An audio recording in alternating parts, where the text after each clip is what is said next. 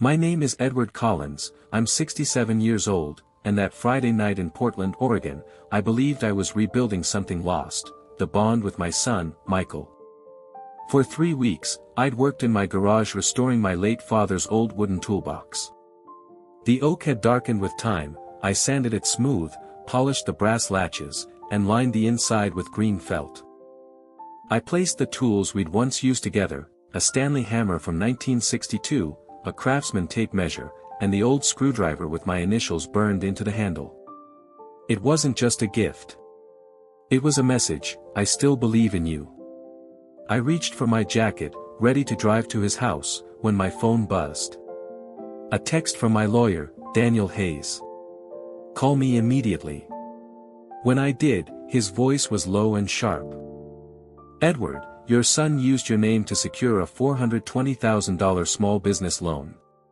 He forged your signature. The bank is preparing to seize your home. The gift on the table blurred before my eyes.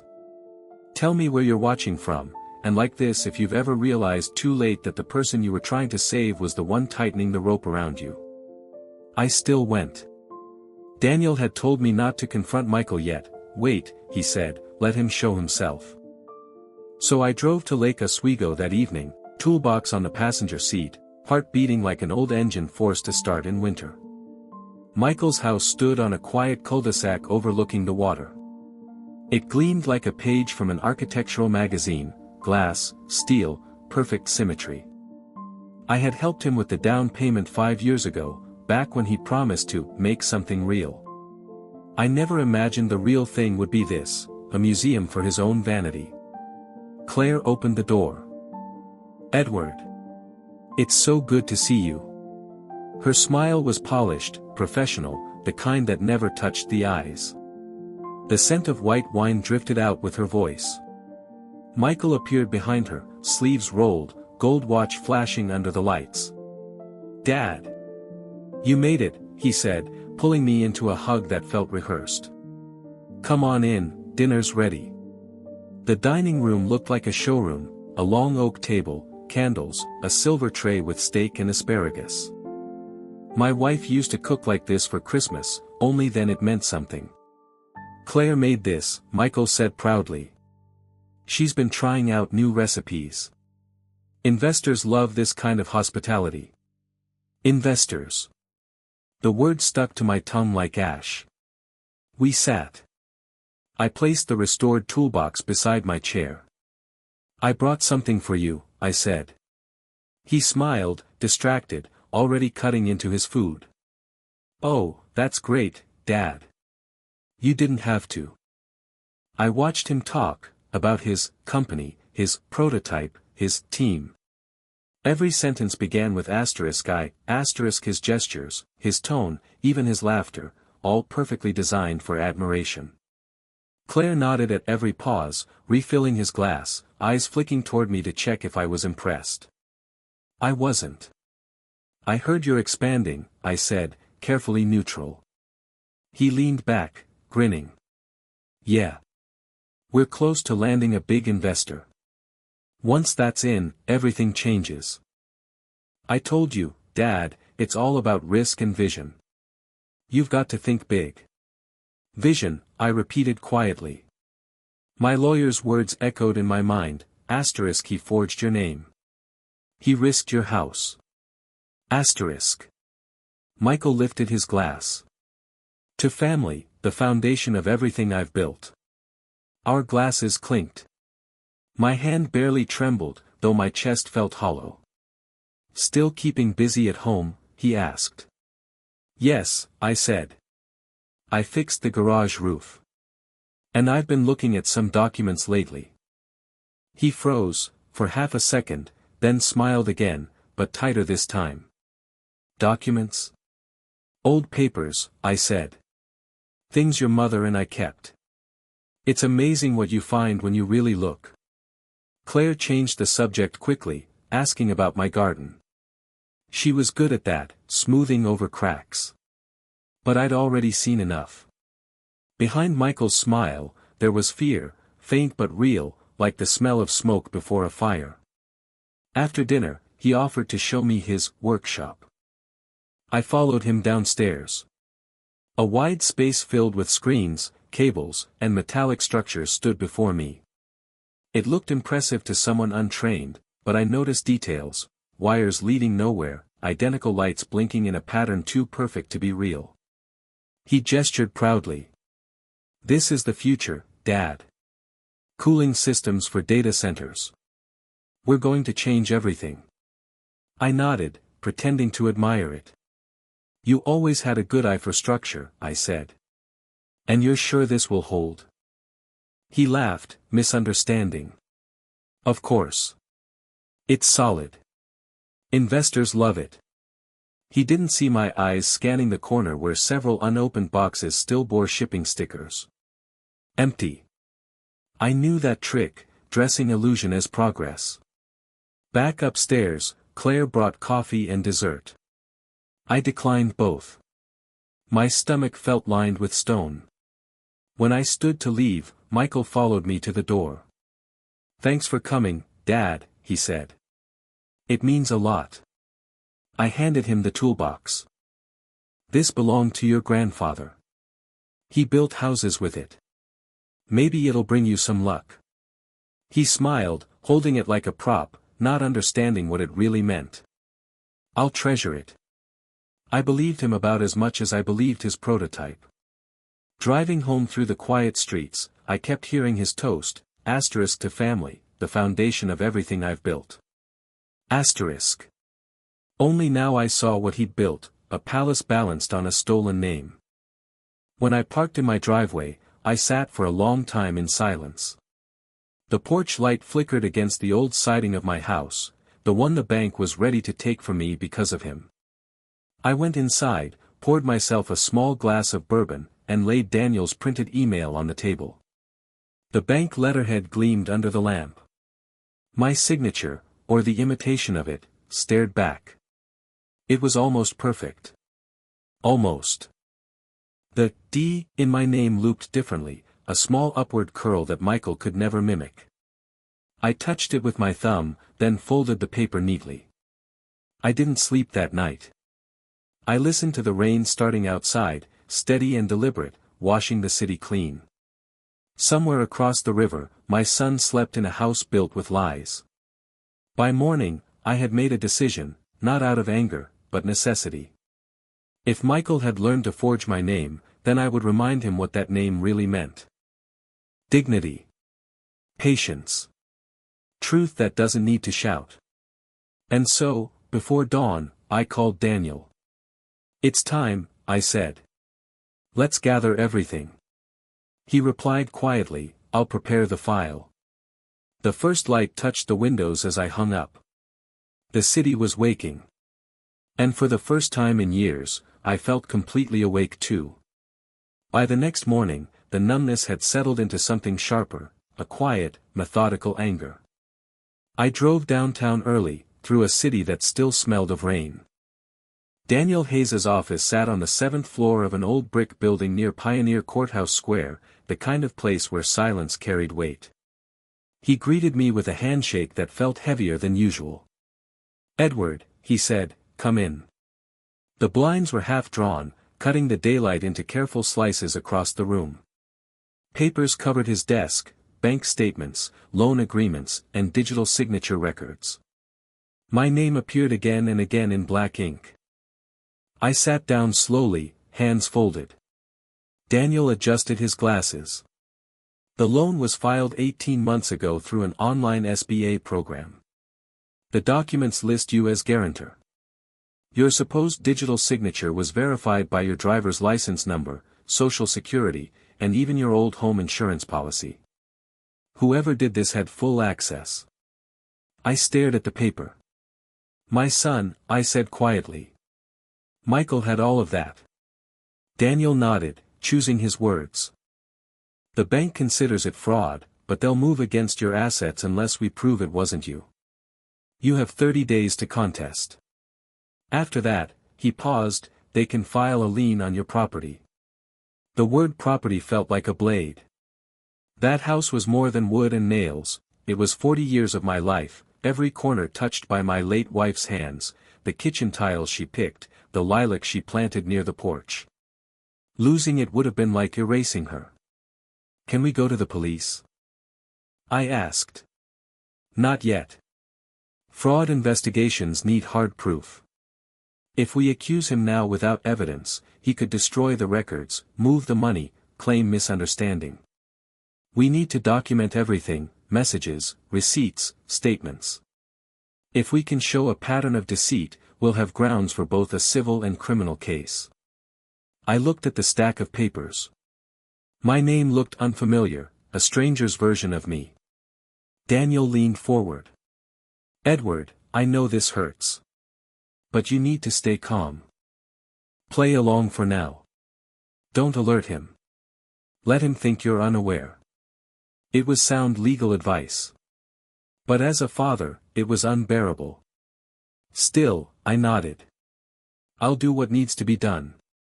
He handed me a folder. Inside were printed bank statements showing large withdrawals and wire transfers to companies I didn't recognize: Vector Loom LLC, North Grid Systems, Ecor Development. Each looked legitimate at first glance, but the addresses were post office boxes, the phone numbers disconnected. "He created these entities," Daniel said. "Shell fronts. He used them to launder the loan funds. It's a sophisticated setup, too sophisticated for an amateur. Someone helped him." I thought of Claire, her polished ease, her constant smiles. Yes, someone had helped. "What happens if we prove it?" I asked. "Then the fraud charge falls on him. The loan becomes his debt. The bank will withdraw their claim on your home. And if we don't?" Daniel hesitated. "Then you lose everything." The words settled like dust in the air. I sat there a while, listening to the faint hum of the city beyond the glass. The clock ticked steadily. There was no room left for disbelief. When I finally spoke, my voice was steady. "He thinks I'm old. Forgetful. He won't see it coming." Daniel studied me carefully. "Edward, this isn't just about money. Are you sure you can handle what comes next?" "I buried my wife," I said quietly. "I rebuilt my house after a fire in '03. I can handle this." He nodded. "Then let's begin." I left his office with the folder under my arm, walking slowly through the drizzle. Every reflection in the puddles seemed to show another version of me, the father who trusted too much, the man who believed redemption could be given like a gift in a wooden box. By the time I reached my car, I had already decided, I wouldn't confront Michael with words. I would confront him with truth, the kind that leaves no argument, no escape. That afternoon, I returned home and went straight to the study. I pulled out an old notebook, my wife's, from when she used to keep the family finances. I began listing everything I remembered: the date he first asked for business advice, the time he borrowed my laptop, the day I gave him copies of my insurance documents after the plumbing repair. Each moment that once felt harmless now clicked into place like puzzle pieces forming a picture I didn't want to see. I noticed something else, too: the gradual erosion of trust had been so quiet, so polite. He had built his deceit the same way I had built that house, patiently, one decision at a time. That night, I went through my old email archives. Buried among years of unread messages, I found one from the bank, dated around the time of the forged loan. Asterisk, your loan application is being processed. Asterisk, I had dismissed it back then, assuming it was spam. I forwarded it to Daniel with a note, asterisk, found this. May help timeline. Asterisk. At 2 a.m, my phone buzzed. Daniel had replied, asterisk, good catch. This confirms the origin date. Keep everything. Asterisk. The next few days moved in a strange rhythm, half normal, half strategic. I called Michael on Wednesday, my voice light, almost casual. Son, I was thinking maybe I could visit again this weekend. I missed the grandkids. Of course, Dad, he said, cheerful but guarded. Claire's parents are coming too. You'll love it. Perfect. More witnesses meant he'd perform his best self. When we hung up, I sat in the quiet for a long time. My hands were trembling, not from fear, but from restraint. Anger was easy, discipline was harder. I remembered something my father once told me when I was young and proud, if you ever want to test a man's soul, watch how he handles trust, not how he earns it. Michael had failed that test long ago, I had just refused to see it. On Friday, Daniel called again. We've confirmed the forged signature came from your personal laptop's IP address, he said. My laptop? Yes. The metadata matches the exact time Michael borrowed it for that business presentation last year. We'll need to secure the hard drive as evidence. I exhaled slowly. He used my own tools, I murmured. Daniel's voice softened. I'm sorry, Edward. But this is good, it proves intent. Intent. That word gave me something to hold on to. This wasn't an accident.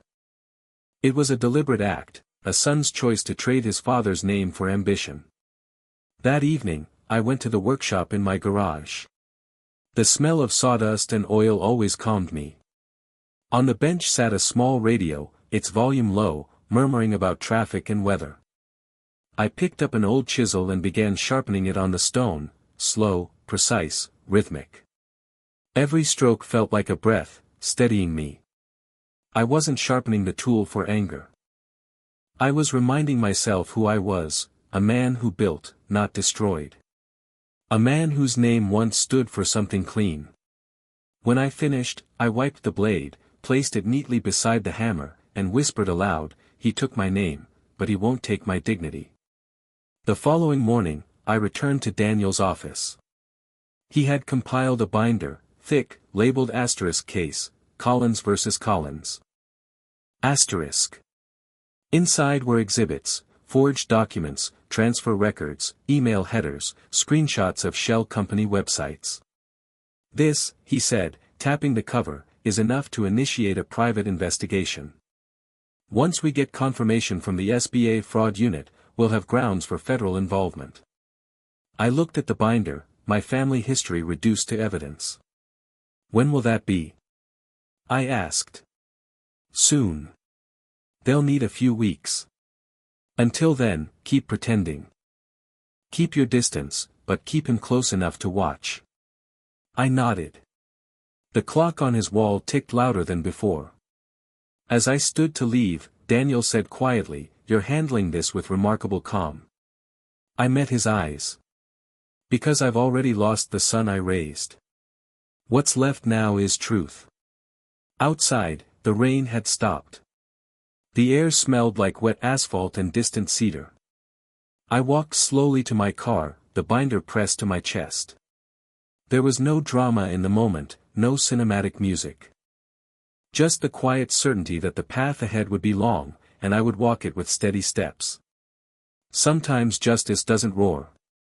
It whispers, in the turning of a page, in the click of a pen signing the right document, in the silence between a father and the son who no longer knows him.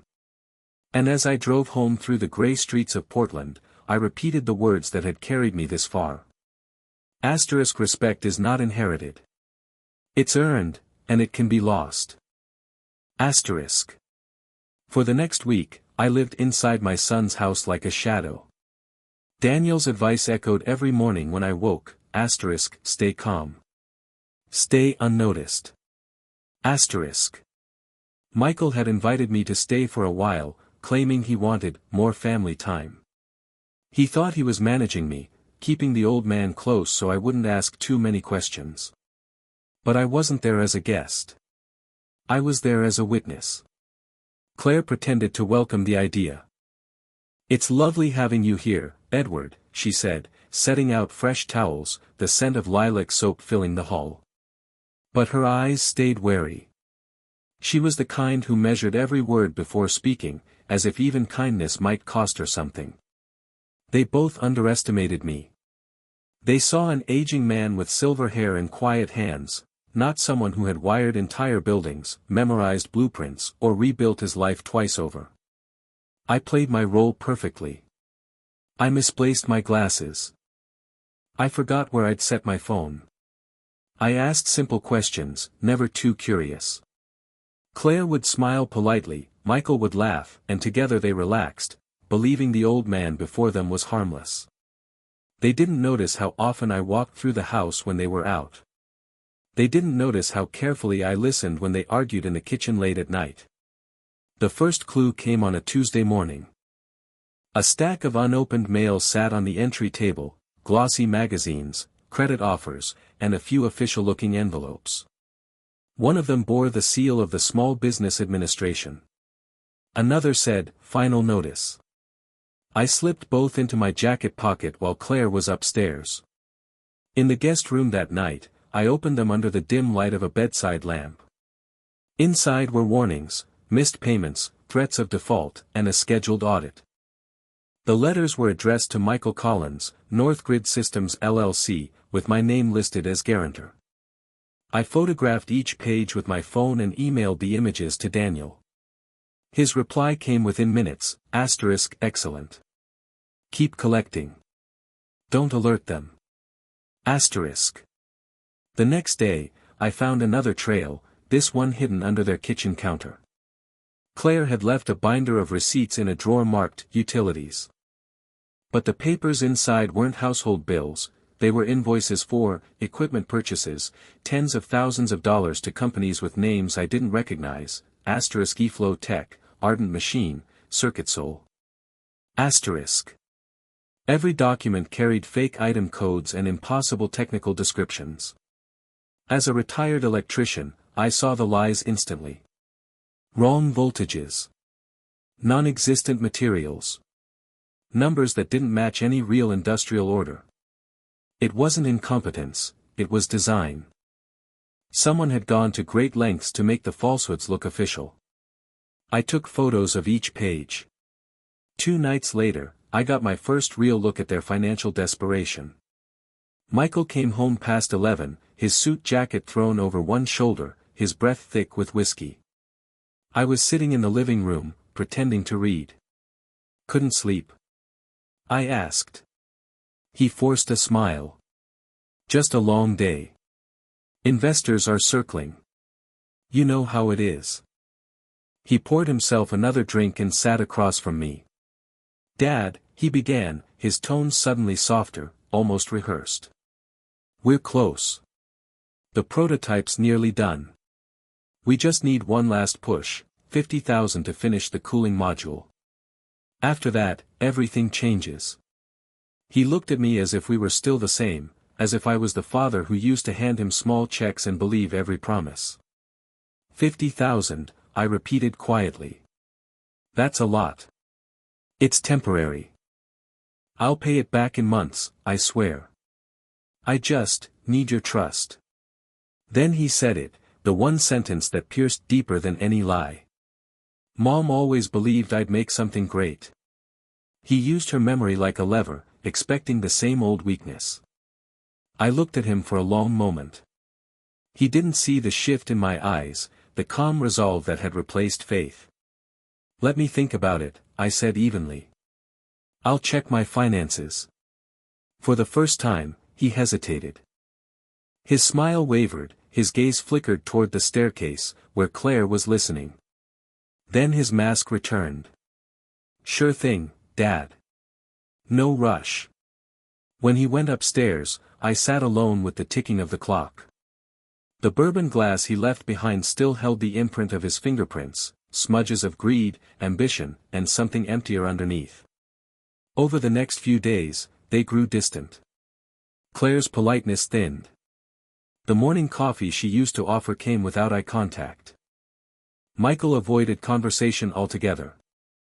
I'd become a mirror they didn't want to face. But I didn't stop watching. One morning, when they left for yoga, their routine alibi for meetings, I went to the garage. It smelled of oil and deceit. There, behind a dusty old printer, I found a folder. Inside were invoices, business plans, and a printed spreadsheet showing R&D expenditures. Most of the companies listed were fake. But two of them, Cascade Tech Solutions and Venera Labs, were real. I called Daniel from the car. He ran a search and confirmed both were legitimate contractors, and both had reported being scammed by Northgrid Systems.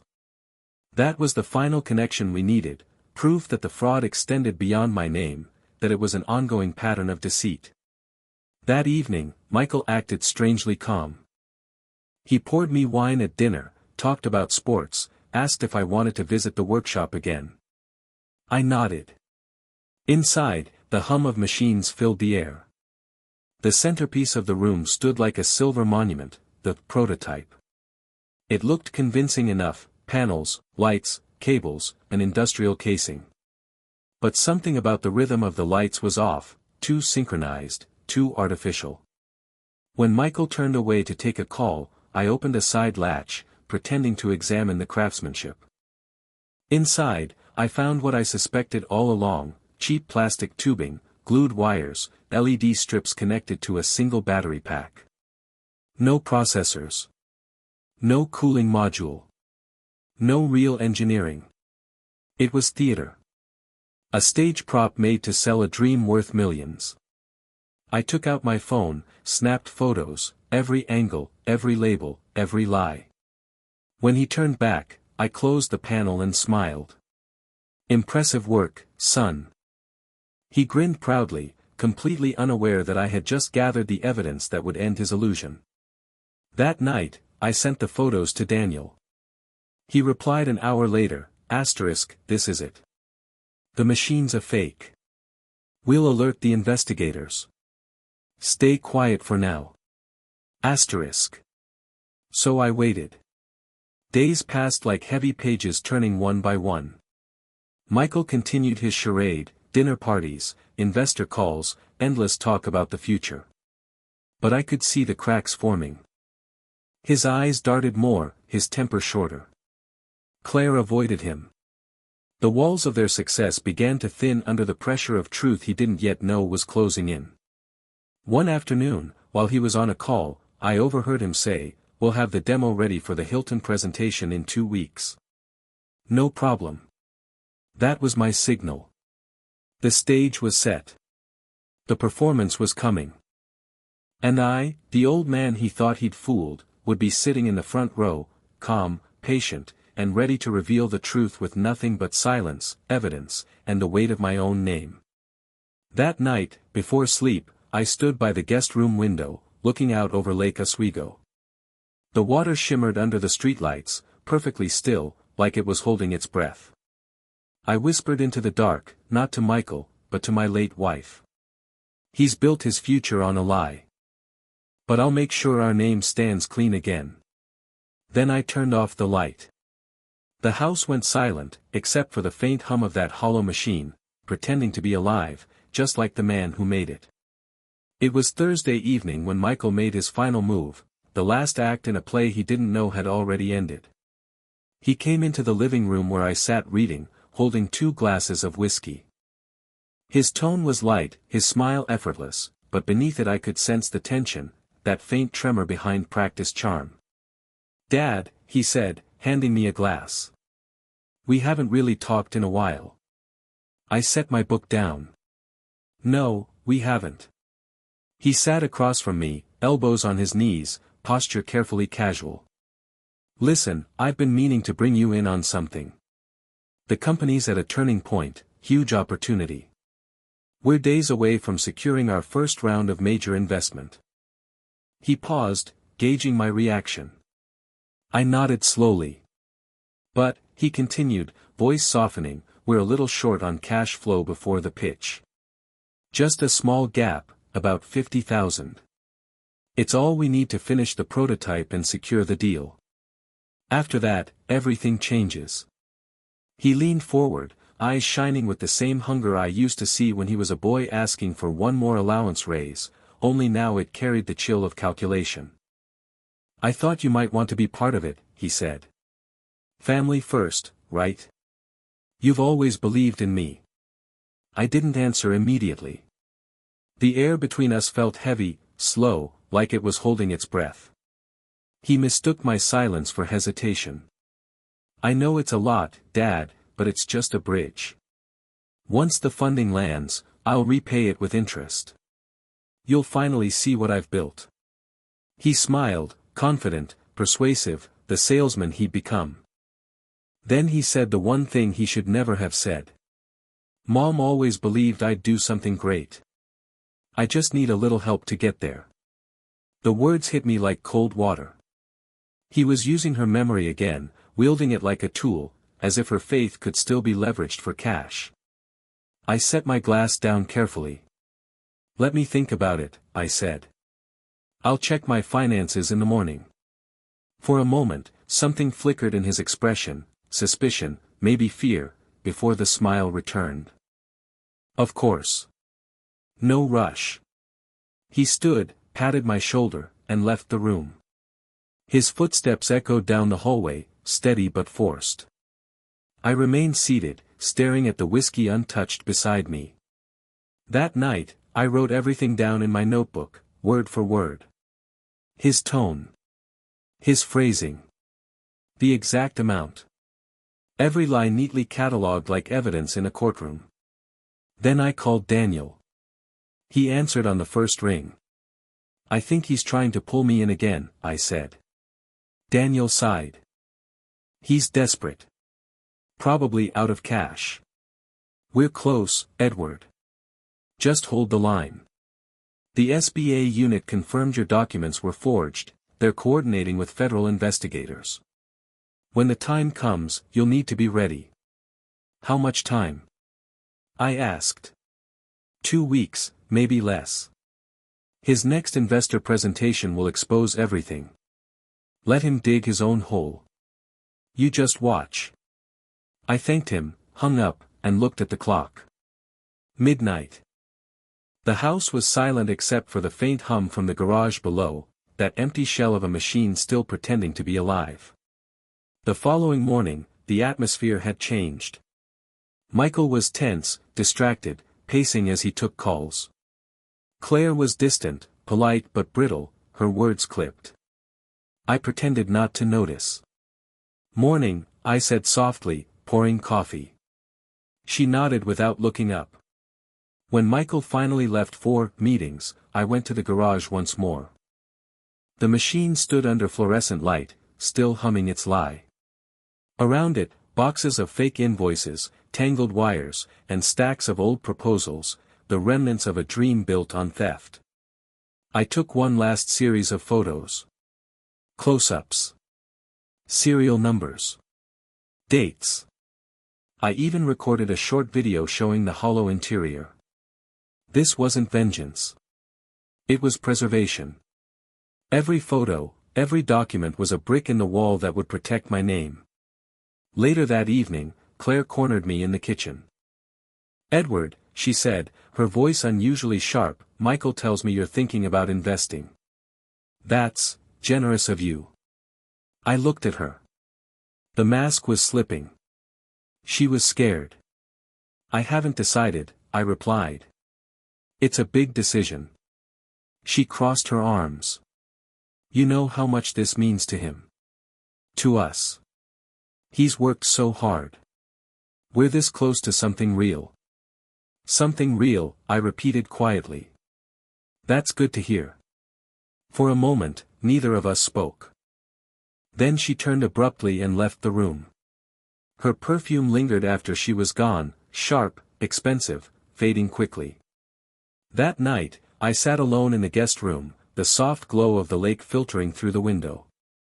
I thought about how far this had gone, how greed had twisted two people I once believed in into strangers performing success. And yet, beneath the disappointment, there was calm. The kind of calm that comes when truth is near, when you no longer have to wonder. I thought about my wife. She used to say, people show who they are when money speaks louder than love.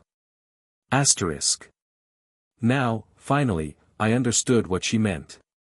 2 days later, I watched Michael from the porch. He was on a video call, pacing across the yard, gesturing animatedly. I couldn't hear the words, but I knew the tone, salesmanship wrapped in desperation. When he hung up, he looked older. The arrogance had begun to crack, revealing the hollow underneath.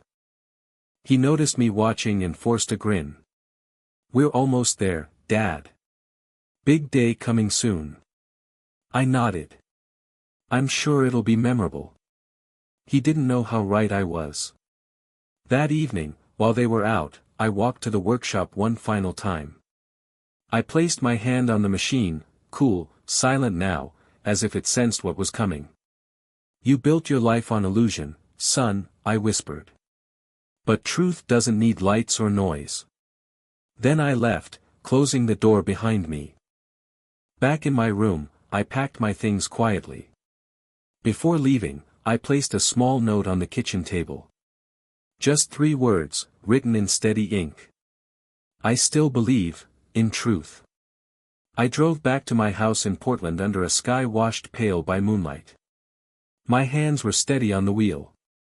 Daniel called as I crossed the bridge. "Everything's ready," he said. "Federal agents will attend the investor event at the Hilton. Just be there. Say nothing until it's time." "I'll be there," I said. When I arrived home, I unlocked my door and stepped inside. The scent of old wood and coffee welcomed me like an embrace. The walls, once threatened by my son's signature, stood safe again, at least for now. I placed my bag on the chair, turned off the lights, and sat in silence. The storm was coming, yes, but I was no longer afraid. Because I had learned something in those quiet days under his roof. Sometimes, to protect what's sacred, you must walk straight into the heart of deceit and let the light do its work. The rest would unfold soon. And when it did, I would not raise my voice. I would not gloat. I would simply stand, calm, still, and unbroken, as truth finally took its rightful place at the table. The day I uncovered the heart of my son's deception began like any other, soft light filtering through the curtains, the faint clatter of Claire making coffee downstairs, the distant hum of traffic along the lake. The world looked ordinary, calm.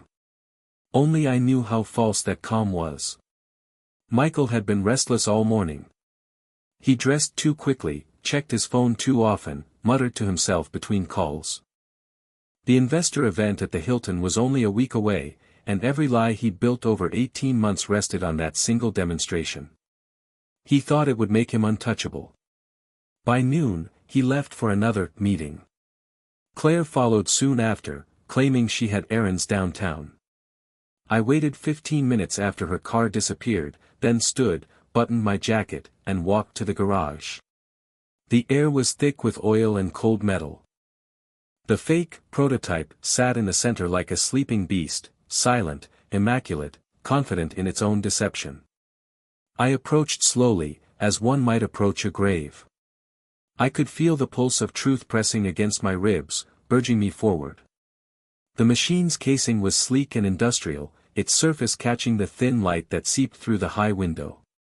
Small LED lights blinked in perfect rhythm, a heartbeat without a soul. I placed my palm on the cool metal. "Let's see what you're really made of," I murmured. The panel on the back was held by 4 screws, standard hex bolts, the kind I'd used thousands of times in my years as an electrician. I found the right tool hanging on the nearby pegboard, unscrewed them quietly, one by one. When the panel loosened, a faint static crackled inside. I pulled it open. Behind the sheet of steel, there was nothing, not the intricate circuitry or advanced cooling modules Michael had bragged about, not even a power source worthy of the lights flashing above. Just a hollow shell lined with plastic tubing, low-grade wires glued into place, and a single small battery pack feeding those convincing LEDs. That was it. $500,000 in illusion. For a long moment, I didn't move. The truth was almost too simple to grasp. This wasn't innovation. It wasn't ambition gone wrong. It was pure theater, a carefully dressed lie designed to charm investors, banks, and, most painfully, his own father. The realization didn't bring anger. It brought clarity. I took out my phone, turned on the camera, and began documenting everything, close-ups of the interior, wide shots of the whole structure, even the manufacturer labels on the tubing and battery. Each photo was another piece of truth made permanent. I recorded a short video, narrating quietly. Garage, Lake Oswego residence. Date, March 18th. Device inspection shows no functional components, no real cooling or processing system. Entire structure hollow. My voice didn't shake. I wanted it that way, steady, factual, irrefutable. When I finished, I reattached the panel carefully, tightening each screw to its original position. I wiped my fingerprints from the metal and stepped back. The machine stood unchanged, a monument to emptiness. That afternoon, I waited in the kitchen when Michael returned. His suit was immaculate, his cologne strong, his smile automatic. "Hey, Dad," he said, setting down his briefcase. "How's the day treating you?" "Quiet," I said. "I thought I'd bring you lunch." "You forget to eat when you're working." He laughed. "You know me too well." I handed him the brown paper bag I'd packed earlier, a sandwich, an apple, and the kind of ordinary gesture he used to take for granted. He seemed almost touched. "Thanks, Dad. You didn't have to. I wanted to see your progress," I said lightly. "You've been spending so much time down there." He hesitated, then smiled, pride blooming where suspicion should have lived. "Sure, come on. I'll show you." We walked to the garage together. The air felt heavier than before, charged with something unseen. Michael flicked a switch. The LEDs on the machine blinked to life, casting faint blue light across his face. He looked at me expectantly, like a child showing his drawing to a teacher. "There it is," he said proudly. "The future." I nodded, hiding the weight of what I already knew. "Looks impressive."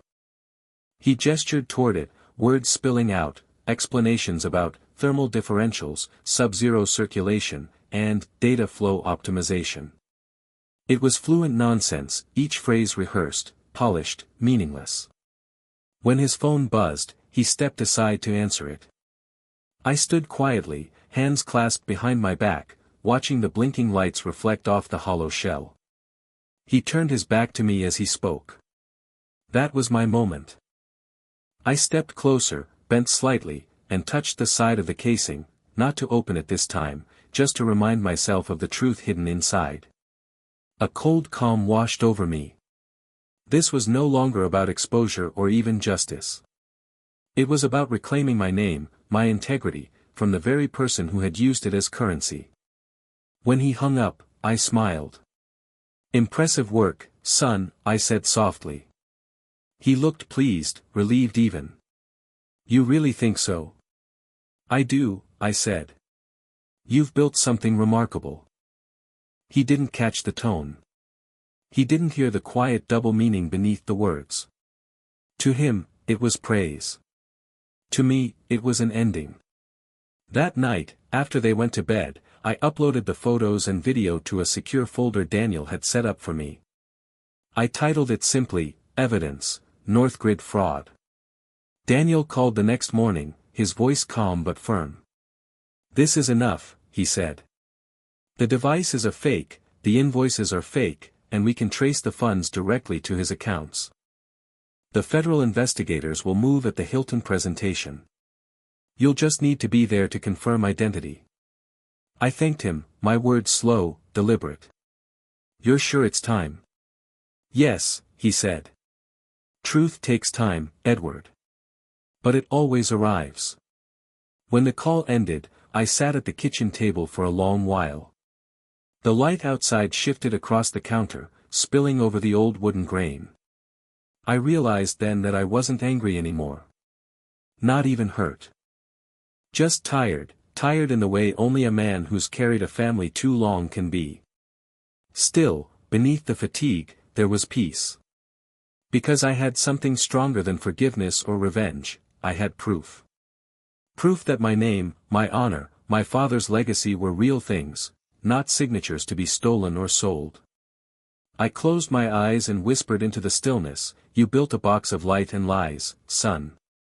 But I built a life of truth, and that still stands." Outside, the lake shimmered faintly under the moon, its surface calm and unbroken. And for the first time in months, I felt that same stillness settle inside me. The Hilton downtown ballroom smelled of coffee and carpet cleaner. Round tables, white cloths, the low buzz of money talking to itself. A screen displayed North Grid Systems, thermal revolution for the AI era. The date stamped on the agenda read April 2.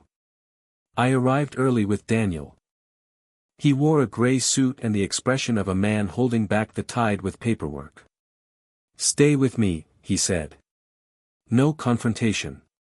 When I signal, you ask one question. Keep it technical. Then show the reading." I patted the canvas case in my hand.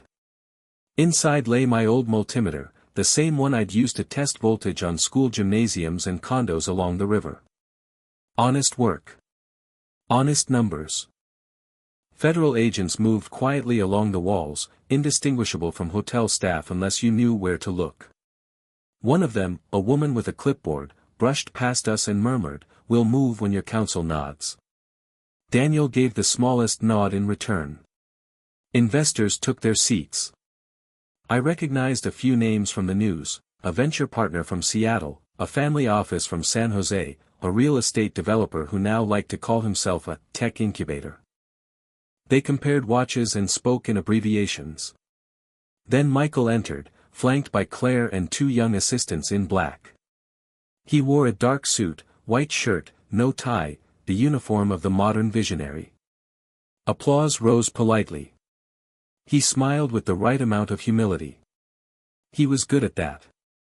He stepped to the podium. "Thank you for coming," he said. "We're here to change the way data centers cool high-density clusters. Cheaper, cleaner, faster." Slides advanced, thermal maps, market size, photos of a shining device I knew too well. Claire's hand rested on his arm as if to steady him. Maybe to steady both of them. He spoke about his childhood curiosity, about a father who taught me to trust my hands. I felt Daniel glance at me. I kept my face still.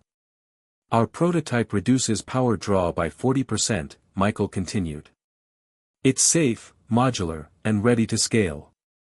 Two assistants rolled the machine onto the stage. It gleamed under the lights, cables neatly bundled, LEDs set to a confident pulse. Murmurs moved through the room, interest, approval, hunger. Michael lifted his chin. "We'll run a simple live demo. Temperature delta. Power consumption. Real time." He pressed a button. The lights brightened. A small screen mounted to the frame displayed scrolling numbers, theater dressed as science. He smiled at the crowd. "Questions before we start?" Daniel's hand touched my elbow. "Now," he whispered. I stood. My voice carried without strain. "May I ask one question about the power circuit?" Heads turned. Michael's smile faltered, then revived. "Of course," he said smoothly. "Happy to get technical." I walked down the aisle, the canvas case dangling from my fingers. The federal agents watched without moving. Daniel stayed just behind me, close enough to catch a fall that would not come. I stopped at the edge of the stage and looked at the machine, not as an audience member, not even as a father, but as a man who had opened 1,000 panels and found the truth inside. "Your display shows draw," I said. "But you haven't established the source." Michael nodded, eager. "We're using a clean feed from the auxiliary line. You'll see the savings in a moment." I set the case on the step, opened it, and lifted the multimeter. Old, scuffed, reliable. "With your permission," I said. "A simple check." He hesitated. Pride wrestled with fear. Applause had primed him for performance. He couldn't refuse without losing the room. "Go ahead," he said, gesturing. I stepped onto the stage and knelt beside the casing. The ballroom went quiet in the way rooms do when money senses a turn. I touched the probes to the intake terminals first, then the supposed supply rail. The meter screen remained steady. 0 volts, I said. No drama. Just the number. A few laughs, confused at first, then strained. Michael tried to smile. It dips during idle, he said. Give it a second to warm. I moved the red probe to the next point, then to the panel labeled primary bus. The needle didn't move. 0, I repeated. Because it's not connected to anything. Silence traveled outward like a ripple. Claire's fingers tightened on the edge of the podium. I stood and turned to the side panel. For hex bolts. My hands remembered their spacing from the garage. I took a small driver from the case. The head fit cleanly. I loosened each bolt, set them in a neat line on the stage, and lifted the panel away. I stepped aside so the front row could see. Inside, the truth waited the way truth always does, patient, plain, unadorned. Plastic tubes, glued wires, LED strips. The small battery nestled like a heart that had never learned to beat. No pumps. No heat exchangers. No logic boards. No life. A sound rose from the tables, not outrage, not yet. Recognition. I angled the stage light with my open palm so it spilled into the cavity. What you see, I said, is a shell. A prop. There is no system to cool anything. Michael's mouth opened, then closed. He looked at Claire. She stared straight ahead. From the back of the room, a woman asked, "Is this part of the demo?" Her voice broke on the last word. "No," Daniel said, stepping into the aisle. "It is part of the record." He raised a folder, the same binder he had shown me weeks ago, now thicker, tabbed, in order. Invoices, transfers, forged guarantee documents, and photographs from the residence workshop taken on March 18. The stage lights felt suddenly harsh. The machine, deprived of its panel, looked small. Michael tried again. Early housing. Preliminary. The final guts are off-site for security. Standard practice. Which is why your power bus reads 0, I said. And your serial labels lead to a party store in Tigard. I tapped the LED strip. Retail decorative lighting. Not engineered systems. The venture partner from Seattle stood, removing his glasses. We signed NDAs, he said, voice thin. We wired diligence fees. Daniel's voice remained even. You'll want to speak with the agents at the back. They have your statements. Movement at the walls. Jackets unbuttoned, badges shown. The quiet choreography of consequence. Claire took a half step away from Michael, then stopped herself. One agent approached the stage. Michael Collins. My son nodded, the word caught in his throat. You're under investigation for wire fraud, bank fraud, and identity theft. Michael turned toward me. In his eyes I saw the boy on a bicycle at age 9, bleeding at the knee and embarrassed to cry. He looked for a hand that had always been there. You did this, he whispered. I felt my jaw settle, not in anger but in certainty. No, I said. You did. The agent recited words he must have heard in movies but never expected in life. Another agent guided Claire down from the stage. Her breathing was loud in the silence. She didn't look at me. The room broke into fragments, chairs scraping, voices into phones, a projector flickering on an empty slide that still promised a revolution. Somewhere, a spoon hit a saucer and kept ringing. I replaced the side panel. I threaded each bolt by hand and tightened them, not to restore the lie, but to end the scene with order. Tools back where they belonged. Daniel touched my arm. We'll need your statement. You have it, I said. But I'll give it again. We followed the agents to a quiet conference room painted in beige that had seen hundreds of small corporate crises and, perhaps, only a few moments like this. I set the multimeter on the table and slid it toward the nearest agent. "Chain of custody," I said. "If you need it." He nodded, surprised by the formality. "We'll log it." Daniel placed the binder beside it. Signed copies. Timestamps. Emails. The forged guarantee is tab 3. Questions followed, steady and precise. Times. Dates. Access to my laptop. The day I first saw the machine. The day I opened the panel. I answered each in turn. I didn't raise my voice. I didn't apologize for anything I hadn't done.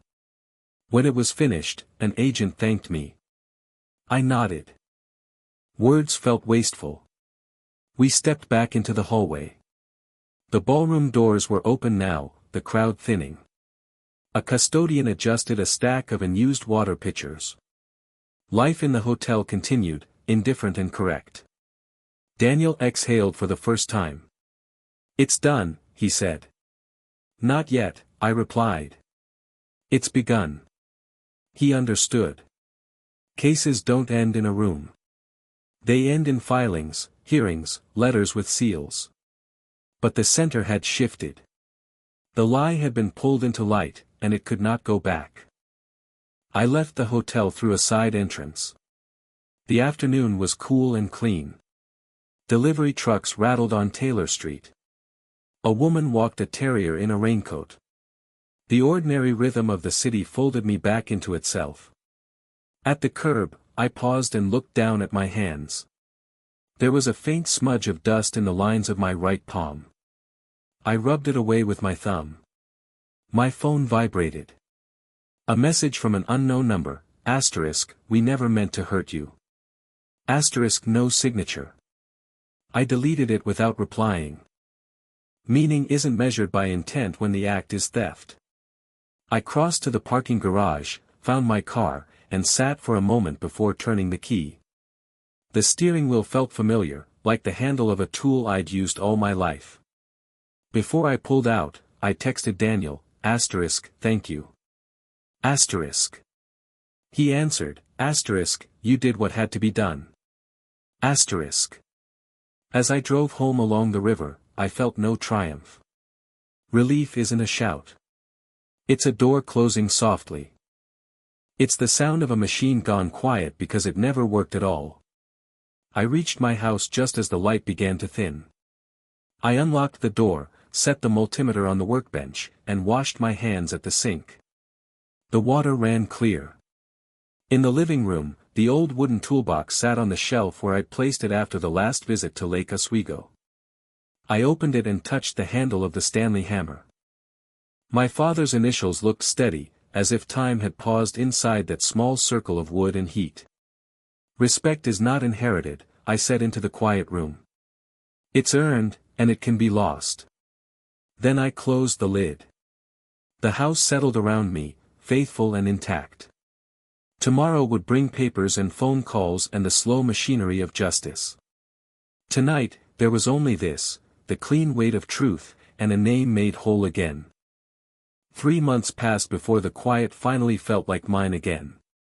The house was safe, the lien lifted, the title cleared, my name restored in full. The federal investigation had moved on to its slow machinery, lawyers trading filings, auditors picking through numbers. My part was finished. I had told the truth, and the truth had stood. In the mornings, I rose before sunrise, the way I used to when my wife was alive. Coffee. The creak of the old porch boards. The sound of the city waking somewhere beyond the trees. For the first time in years, I could breathe without bracing for bad news. Then one Thursday, a letter arrived. The envelope bore the mark of a federal correctional facility in Colorado. The handwriting was unmistakable, Michael's, neat and careful, as if formality could still disguise what was broken. I sat at the kitchen table and opened it. "Dad. I don't expect forgiveness. The cell is small but quiet. The first nights were unbearable, but now I understand what silence really is. I used to fill every hour with noise, meetings, promises, plans, because silence meant seeing myself clearly. Now there's nowhere to hide. Claire took a deal. She told them everything. I don't blame her. She was following me, same as everyone else. I thought I could fix it all before it fell apart, that if the next investment came through, no one would ever know how it began. But it was never about the money. It was about proving I was more than the man you raised, and in doing so, I became less. What I truly stole wasn't your house, or your name. It was your belief in me. Michael. I read it twice, then folded it carefully. There was no apology in it, not really, just recognition. But that was enough. I went to the garage. The air smelled of cedar and varnish. On the shelf sat the old wooden toolbox I'd once built for him, restored and ready on the night everything fell apart. I opened it and placed the letter inside, on top of the green felt where the tools used to rest. For a moment, I just stood there, listening to the hum of the quiet house. People think justice ends with punishment. It doesn't. It ends with understanding, when both sides finally see the same truth, even if it costs them everything. I didn't forgive him that day. But I stopped carrying the anger. Some debts can't be repaid, only put to rest. That evening, I sat on the porch with my coffee, watching the light fade behind the pines. The garden my wife had planted years ago was in bloom again, lilacs and wild roses, their scent drifting through the air. Somewhere down the block, children were playing, their laughter echoing faintly between the houses. I thought of my son, not the man who lied, but the boy who once ran through sprinklers barefoot, laughing, calling my name. I hoped that in his silence, he could find a piece of that boy again. The sun slipped below the horizon, and the air cooled. I closed my eyes and breathed in the scent of earth and rain. There was no triumph in me, no bitterness left to burn. Only a calm acceptance, the simple knowledge that truth, once spoken, does not need to shout. And in that quiet, I whispered the only prayer I had left. Let him learn what it means to build something honest, even if he has to start from nothing. The porch light flickered on. The garden moved gently in the breeze. And for the first time in a long while, my house felt whole again.